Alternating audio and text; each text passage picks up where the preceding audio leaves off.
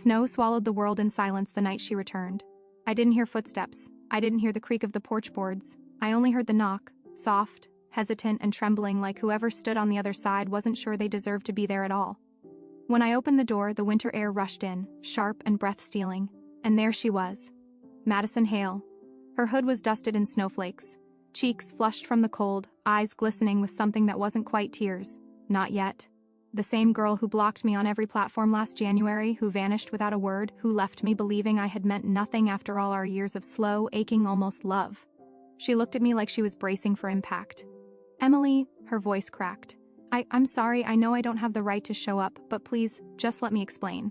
My hand tightened on the doorknob. Memories shot through me like shrapnel. Last Christmas Eve, her laugh echoing off the frozen lake, the way she held my gaze too long, the almost confession hovering between us.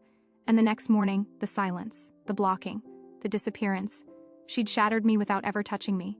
And now she stood here, alive and breakable and real, shaking in the doorway of my small Colorado rental cabin like she'd spent the entire year running from something she finally couldn't outrun. I should have closed the door. I should.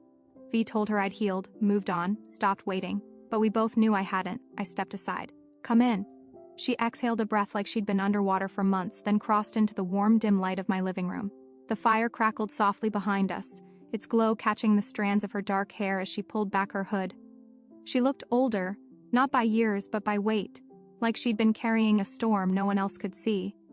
I almost asked her why she was here, but I think she knew that without words. She removed her gloves slowly, carefully, as if each movement might shatter the fragile permission I'd just given her. "I've rehearsed this 100 times, she managed, voice barely above a whisper, "and it still feels impossible."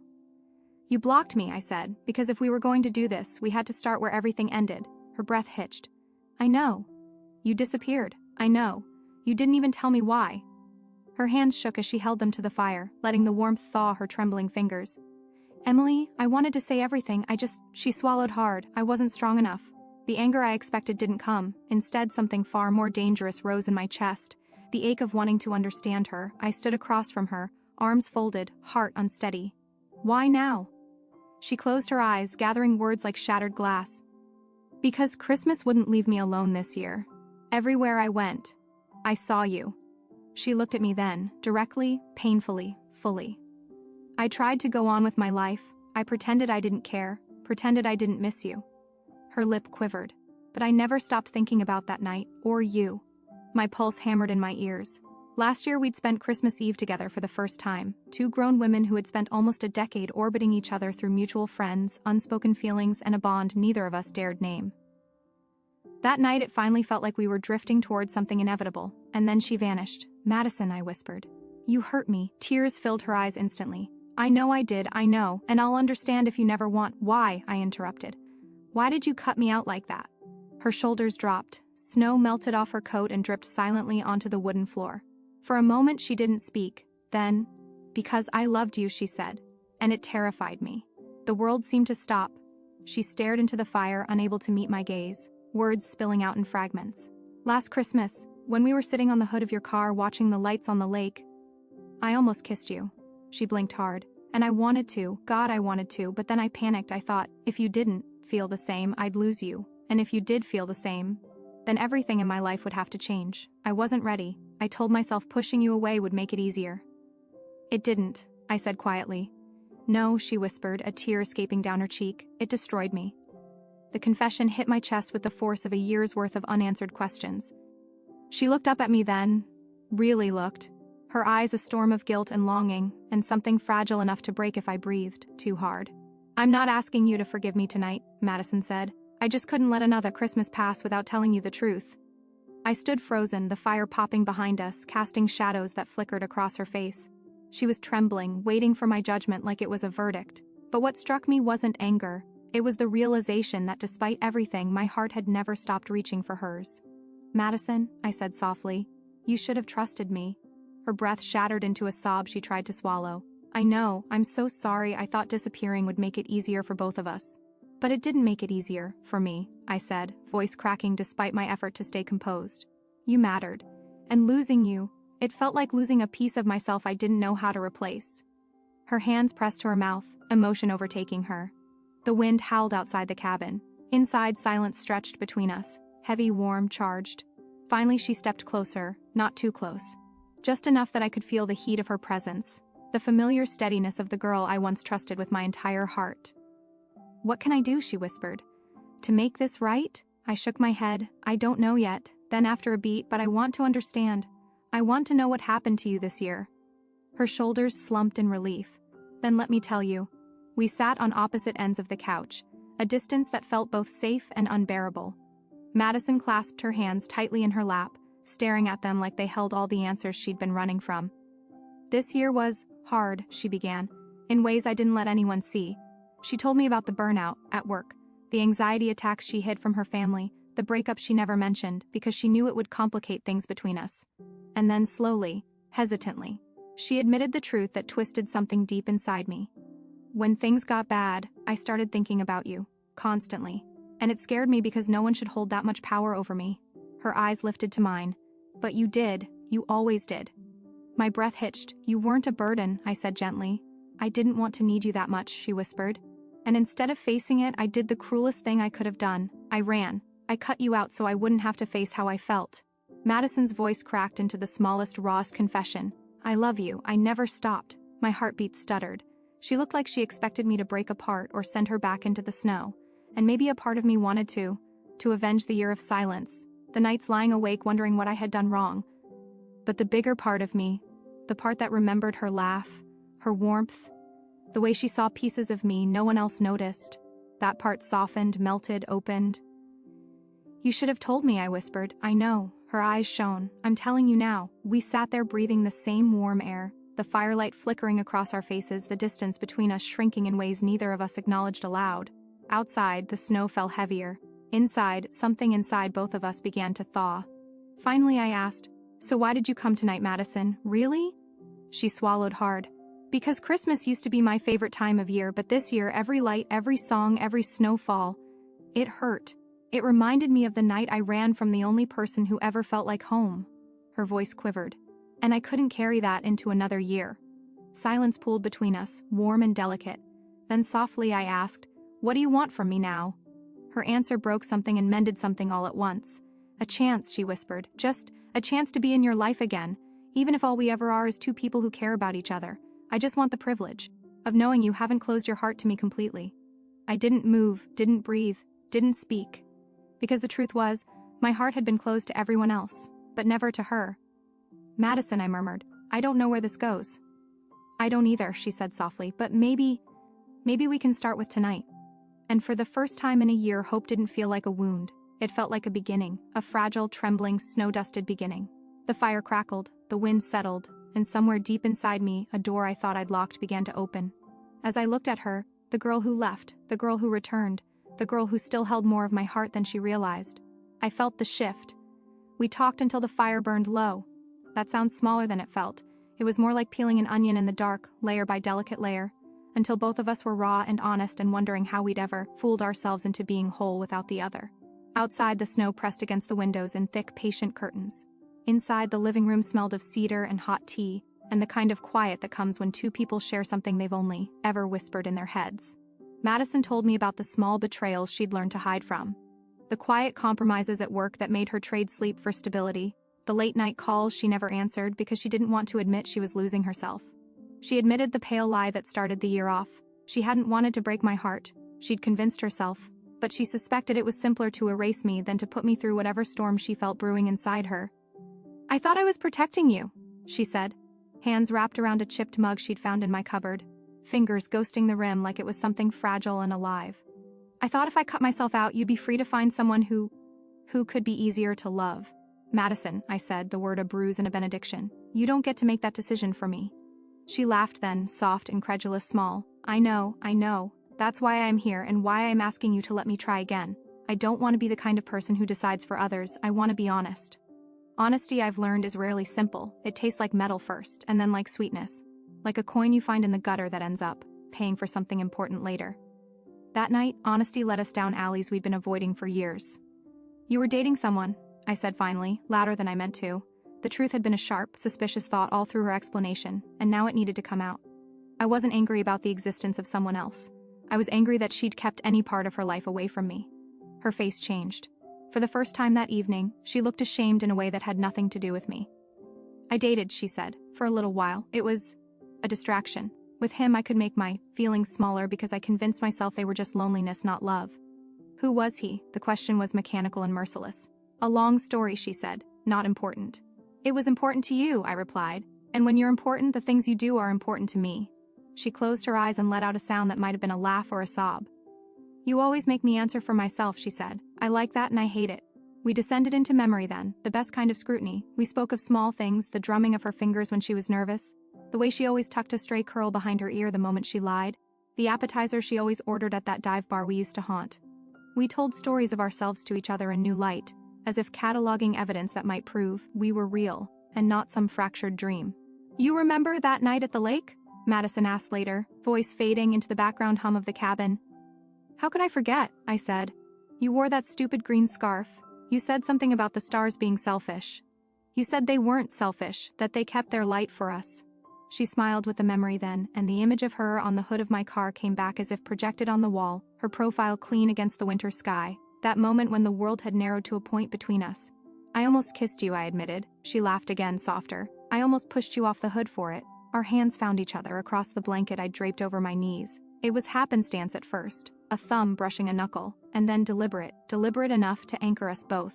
There was a map in that contact, the places we'd been, the routes we hadn't taken, the roads we might still choose. How do we begin? She asked, voice barely above a whisper. If I came back, if you let me back in, how do we start rebuilding something that's been cracked for a year? I thought of all the people who told me love was a single sweeping gesture. I'd never believed that. For me, love had always been scaffolding, small, consistent acts that built towards safety. Slowly, I said. Honestly, no vanished months, no ghosting. Tell me when you're scared, let me hold you when you're tired, and forgive me if I'm still scared sometimes. I'm not naive enough to think we'll skip the hard parts. She closed her eyes and settled into that promise like a person slipping into a coat too familiar to question. I can do that, she said. We moved into the house's kitchen as the night thinned. I made tea and she poured it like she had before, with hands that had learned the geography of my small apartment in a way even I hadn't mapped. We ate burnt toast and sat on the floor, backs against the island, and talked about things neither of us had expected to say again. Future plans, the possibility of a joint winter trip somewhere by a lake that wasn't ours yet, the reckless idea of meeting for lunch 3 times the following week to prove that this was not just a cheery, drunken regret. At some point, the world outside blurred into a painting of white, and the only temporal markers were the slow tilt of the clock and the way the fire bled its last embers. The conversation turned tender and it turned risky. We began to trade the currency of near physical intimacy, a hand that lingered at a wrist, the press of a shoulder against a knee, the habitual small things that mean more than declarations. You always were stubborn, Madison said, and I could hear how much she'd missed the sound of my voice when she said it. I learned from my best teacher, I replied. She smirked, a quick, soft thing. You also got better with age. Flattery, I muttered. Truth, she said, and then reached for my face like it was the most dangerous art she'd ever attempt. She didn't kiss me. Not then, not that night. The gap between us was a river both of us hesitated to cross. Instead, she rested her forehead against mine, a small, deliberate brush that felt like prayer. Her breath warmed the space between us, and the scent of her shampoo, of pine and citrus, filled my lungs. I closed my eyes and let the moment anchor me. You should sleep, I said after a while, because exhaustion eats the edges off even the most fragile bravery. I don't want to leave, she said. Then don't, I said. Stay on the couch, there's an extra blanket, we can talk in the morning. She hesitated, and then nodded, relief and fear braided on her face. She bundled herself in, cross-legged like a child, as if taking up less space in the world could make amends feel faster.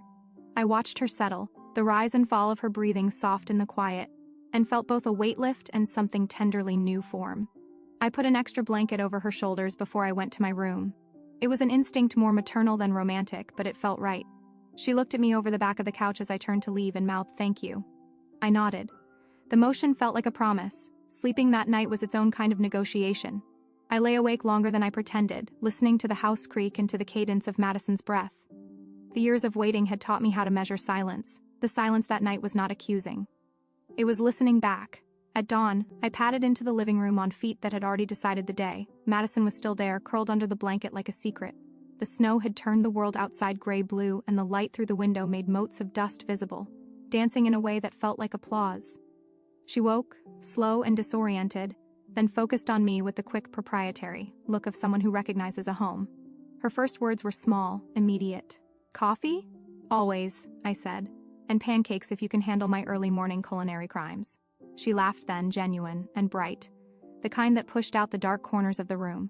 We moved through the domestic, the mundane rituals that feel like vows, grinding beans, flipping pancakes, sharing the last smear of butter on a plate. Each tiny act felt holy after a year of silence. When we'd eaten, we sat with steaming mugs and watched the snowfall shrink the world into a postcard. So, Madison said finally, eyes fixed on the falling white, what now? Do we pretend nothing happened? Do we tell people? Do we date? I turned the mug in my hands, the warmth seeping into my palms. We do what we promised, we start slow, we test each other like bridges, we hold to the truth when things get messy, and we decide together when it's time to tell people. She nodded, a look of fierce relief sweeping her face like sunlight. And the blocking? I asked, because the wound was still tender and the memory of that blank wall of silence needed to be addressed. She looked at me, steady and sharp. I unblocked you the minute I decided I wasn't running anymore, I just didn't have the courage to show up until tonight. How long did you rehearse that knock? I asked. Too long, she said, with a sheepish lift of her shoulder. We sat in the quiet and the snow until a sound on my phone made us both startle. A text from my sister that simply said, Merry Christmas, love you, no new news. The triviality of it made us laugh, because family texts are often the last bastion of normalcy. We both knew the road ahead would be crooked.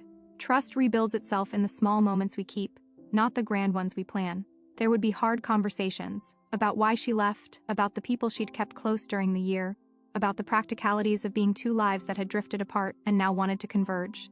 There would be arguments, possible tears, strange mornings where one of us would wake to find the other absent in ways small and large. And there would be tenderness. So much tenderness it would sometimes feel like its own language. We agreed on small things first, no disappearing for more than 24 hours without explanation, weekly check-ins where we talked about where we were emotionally, an honest commitment to therapy and personal work if either of us needed it. We promised to rebuild our rituals and create some new ones, like buying matching mugs or driving to the lake on the first clear night, or reading each other a book excerpt on slow Sundays. Do you believe in second chances? Madison asked finally, voice trembling like a leaf. I believe in people who show up, I said, and tonight you showed up.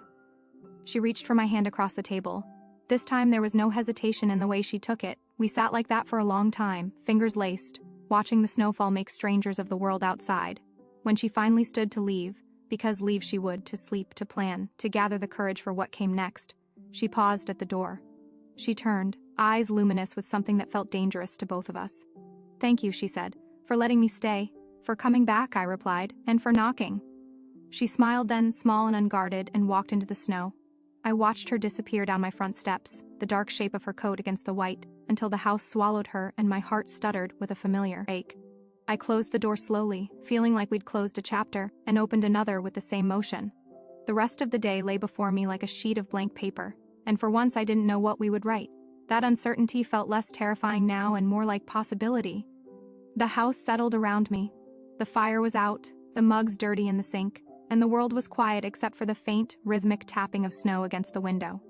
There are moments when you can practically feel your life rearrange itself into a new shape. I stood at the window and watched the snow fall, and inside it felt as if someone had started to stitch the torn edges of us back together. Outside, the world was white and patient. Inside, we had begun again. The next morning, the world felt different. Not loud, not dramatic, just rearranged the way a room feels after you've moved a piece of furniture you didn't realize was blocking all the light. I kept replaying Madison's face at the door, the softness in her voice when she said thank you, the way she walked into the snow like someone stepping out of a confession booth. Lighter, terrified, hopeful. I should have made breakfast, cleaned, done anything. Instead, I stood at the window with my coffee growing cold in my hands, watching the path she'd left in the snow. It was already fading under the fall, but I knew exactly where each step had landed. My heart replayed them in slow motion. Around noon my phone buzzed. She said, made it home. Didn't sleep much. Thinking about yesterday. Thinking about everything. Can we talk later? I stared at the message for a long moment before typing back. Me, yes. Whenever you're ready. What I didn't send was the other truth. I hadn't slept either.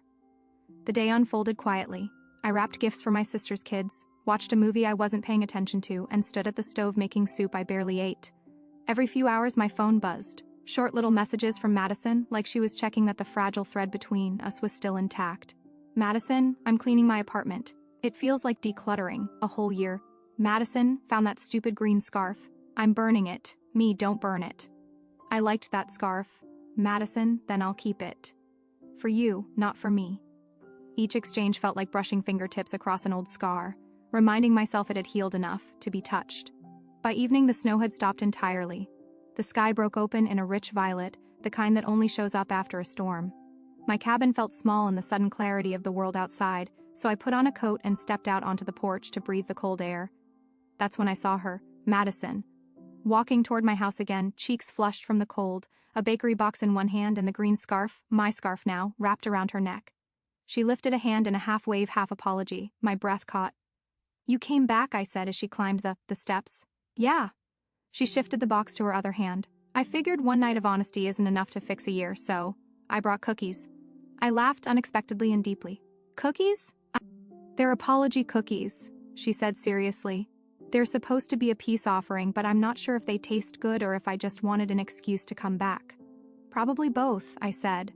She smiled, bright, hopeful, nervous.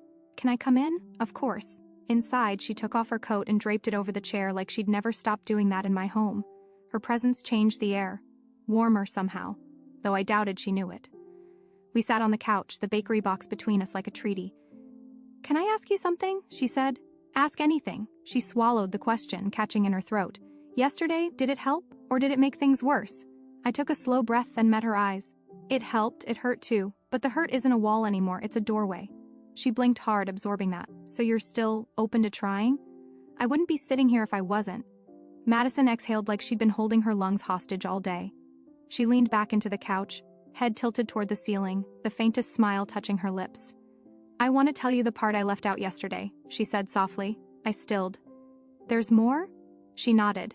"I didn't come back just because I missed you, or because Christmas reminded me of you. I came back because I realized something. Something I've been refusing to admit for years."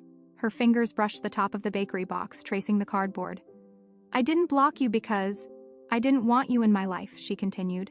"I blocked you because I wanted you too much, and wanting someone that deeply terrified me, because if I let myself feel that, I didn't know who I'd be on the other side." I felt my throat tighten. "Madison, I've spent my whole adult life trying to be stable and unshakable," she said. "But you shook me. You always did. You made me feel things I couldn't control. And instead of choosing you, I chose control." "And now," I whispered, "now I choose you," she said simply. The room went quiet, just the crackling fire, the sound of snow melting, outside. Her heartbeat, I could swear I heard it. She moved a little closer on the couch, careful, cautious, giving me space to lean in or lean away. I didn't move at first. I just watched her, the girl I loved, the girl who broke me, the girl who came back with trembling hands and bakery sweets and more honesty than she'd ever given me before. "What do you want from me right now?" I asked, voice barely above a murmur. "Nothing you're not ready to give." Her answer disarmed me. She wasn't here to demand forgiveness. She wasn't trying to force a future. She was saying, "Choose at your own pace." And I realized how deeply I needed that gift. I reached for her hand, not dramatically, not with trembling declarations. I just reached. Her fingers slid into mine with a relief so palpable she exhaled shakily. For a long time we said nothing. Our hands rested on the couch between us, warm and steady, and it felt strangely like the world was clicking back into place. After a while I said, "Tell me about the person you dated." Her expression flickered, regret, embarrassment, honesty. "There's not much to tell. It wasn't love. It wasn't even close. I think part of me was trying to prove I could live without you, but I couldn't. It felt wrong, forced. He wasn't you." I absorbed that quietly, and when it ended, she hesitated. I felt guilty, because even when it was happening, even when I was with someone else, you were the ghost in the room. My breath caught. "Madison, I'm not proud of it," she whispered, "but it made me realize something. I'll never be able to love anyone the right way until I stop running from the person I actually want." Silence wrapped around us again, heavy, charged, intimate. "I don't want to run anymore," she said. I squeezed her hand. "Then don't." Her eyes softened. "You're really giving me another chance?" she said, like the idea still felt unearned. "I'm giving us a chance," I corrected, "but we go slow, we build from the ground up, and if we do this, we do it honestly." She nodded so quickly her hair brushed her cheeks. "Honesty, always." "Meaning," I continued, "you don't disappear when you feel scared, you tell me, even if it's messy." "And you," she said, "don't shut down when you feel hurt, you tell me too." We were making a blueprint, a fragile, hopeful, trembling thing. She lifted her free hand and brushed a loose strand of hair behind my ear. The touch was gentle, tentative. It sent a warm shiver down my neck. "Can I tell you something else?" she whispered. "Anything." Her thumb grazed my cheek. "This entire year, you were the thing I measured everything against. Every joy, every decision, every quiet moment, I kept comparing them to you, and nothing ever matched. Emotion surged up my throat too fast to swallow. I had to look away or I'd break, but she held my hand tighter, grounding me. Emily, she whispered, I am so sorry for hurting you, and I know words don't rebuild trust, but I'm ready to show you. I spent the morning cleaning the cabin, even though it didn't need cleaning, reorganizing shelves that were perfectly fine, and pretending not to check my phone every 5 seconds. At 10:42 a.m., it buzzed. Madison, good morning. I slept like 3 hours. All your fault. Can I come by? I stared at the message, smiling despite myself. Me, yes. Doors unlocked. She arrived faster than any rational driving speed would allow, cheeks pink from the cold, hair lifted by the wind, scarf a mess around her neck like she'd tied it in the car. She paused on the porch before knocking, like she was gathering her courage. Then she stepped inside, and the room changed. Not temperature, not lighting, just something in the air, a presence, a pull. Hi, she said, catching her breath. Hi. She toed off her boots, shaking snow from the laces. I brought you something. My eyebrows rose. Another apology box of cookies? Nope. She held up a thermos triumphantly. Hot chocolate, with extra marshmallows, because you always complain the ratio is wrong. I don't complain, I said, taking it from her. I express righteous disappointment. She teased, brushing past me. It amazed me, and scared me, how quickly she fit into the space again. How easily her presence softened the edges of my home, like she was an old coat I'd forgotten still fit perfectly. We sat on the couch, the invisible thread between us still taut, still humming. She tucked one leg underneath herself, facing me. I've been thinking, she said. Always dangerous. She smiled, but her eyes stayed serious. I want to talk about the rest of the year, not the parts about work or stress, the real reason I blocked you. I froze, fingers tightening around the thermos. Madison, you already told me. I told you part of it, she said softly. But not the part that scared me most. The room quieted, even the snow outside seemed to pause. She took a breath like she was about to dive underwater. When I started dating that guy, she said, voice trembling, I kept catching myself wishing he was you. My chest tightened. I'd go on a walk with him and think about how you would have stopped to take pictures of the lights, she continued. I'd tell him a story and wish I was telling you instead. When he kissed me, all I could think was, this isn't right, this isn't her. Her eyes lifted to mine, open, raw, unguarded. And that's when I panicked, because I realized I had tried to replace someone irreplaceable. Emotion gathered at the back of my throat, too thick to swallow. Madison? I knew I loved you, she whispered, and instead of facing it, I ran. Blocking you wasn't about pushing you away. It was about trying to erase the part of me that only wanted you. I closed my eyes. Every unanswered message, every month of silence. Every night I told myself she never cared. All of it cracked under the weight of her confession. I'm so sorry, she whispered, voice breaking. You deserved better than that. You deserved honesty, and I gave you fear. My hand moved before I even thought, reaching, searching, until it found hers. She gasped softly, looking down at our intertwined fingers like the sight was its own miracle. You're here now, I said quietly, and that matters more than why you left. She exhaled shakily, the relief visible in her shoulders. We sat that way for a long moment, our hands woven like we were stitching a seam back together. So, she said after her breath steadied, what do we do now? I considered the question, then her face, hopeful, scared, overflowing with a tenderness I hadn't seen in years. We go slow, I said, we communicate, and I hesitated, my heart thudding. We stop pretending this connection doesn't exist. Her eyes softened. I've never been good at pretending with you. The tension warmed between us, subtle but unmistakable. She leaned a fraction closer, just enough to make my breath catch. Emily, she whispered, can I give you something? I swallowed. What kind of something? She lifted her free hand and gently placed it against my cheek. Warm, careful, reverent, her thumb brushed just beneath my eye. Not a kiss, she said, reading my thoughts instantly. Not yet, you were right, the past is still in the room. So instead she let her forehead rest against mine. The closeness was almost unbearable in its softness. I missed you, she breathed, my eyes stung. I missed you too. We stayed like that, sharing breath, sharing warmth, sharing something fragile and new. Something that felt like forgiveness in motion. After a long trembling pause, she pulled back enough to see my face. Can I take you somewhere? Where? You'll see. She stood, tugging gently on my hand until I followed her. We bundled up in coats and scarves and stepped into the crisp winter air. The snow was deep enough to sink into, but she led me carefully, her fingers never leaving mine. We walked down the quiet road, snow glistening under the weak sunlight. A few minutes later, she stopped beside a narrow path leading into the woods. I used to walk here after work, she said. even when I wasn't talking to you, especially then. Why? She inhaled, watching her breath turn to mist. Because it made me feel close to you. You always loved the pine trees and the quiet. I'd pretend you were walking with me. It helped until it hurt too much. My heart twisted. She led me a little farther until we reached a clearing. Small, private, blanketed in untouched snow. There, hanging from a low branch, was something I didn't expect. A small glass ornament shaped like a star, catching the light even in the dim afternoon. What is that? I asked softly. She stepped closer to it. A year ago, the day after I blocked you, I came here. I hung this. I told myself when I could face the truth, I'd take it down. Emotion hit me like a wave. This was your promise? I whispered. No, she said, turning toward me. This was my failure. But coming back to take it down, that's my promise. She reached up and unhooked the ornament from the branch. It glimmered in her hand, delicate, imperfect, beautiful. She held it out to me. Will you take this with you? She asked. Not as a symbol of the past, but as a reminder that I'm choosing you now, really choosing you. My throat tightened. I took the ornament carefully, holding it between us like it might break, because it might. Madison, I said slowly, I don't know where this will go. I can't promise it'll be easy. I don't need easy, she said. I just need real. The wind brushed past us, carrying snowflakes that caught in her hair. She looked at me with an openness that made my breath hitch, like she'd taken her heart out and set it between us. Then let's be real, I whispered. She stepped closer, not touching, but close enough that I felt her warmth through the cold air.